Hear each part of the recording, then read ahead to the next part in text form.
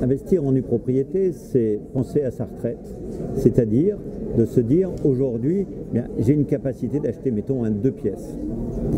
Si je vais en pleine propriété, bien évidemment.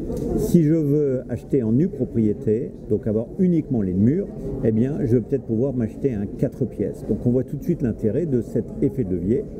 Donc, pendant aujourd'hui, admettons que je fasse un démembrement sur 15 ans, eh bien, entre aujourd'hui et la 15e année, je ne vais toucher aucun loyer. Ça, c'est pour l'usufruitier. Mais en revanche, dans 15 ans, j'ai un 4 pièces, alors que si j'avais acheté en pleine propriété, j'aurais dans 15 ans un 2 pièces. D'autant plus que l'autre avantage, eh bien, c'est que je ne vais pas avoir de soucis de locataire, de soucis de dégradation immobilière, de changement de chasse d'eau, de gestion locative, etc., etc. Je dors tranquille.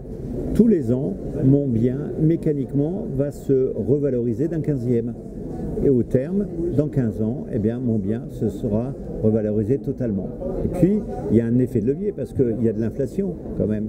Donc, je vais acheter un bien 50 ou 60, il vaut 100. L'année d'après, il va peut-être valoir 101, 102, 103.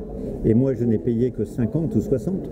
Donc, on voit immédiatement l'effet de levier qu'a la nue propriété pour quelqu'un qui réfléchit à sa retraite. Enfin, il n'y a pas d'impôt à payer puisqu'il n'y a pas de revenus. Donc, c'est un produit sans impôt. Donc, il n'y a pas d'optimisation fiscale. On relève du code civil et on n'a donc aucun stress par rapport à une nouvelle loi de finances qui viendrait détricoter la loi de finances précédente.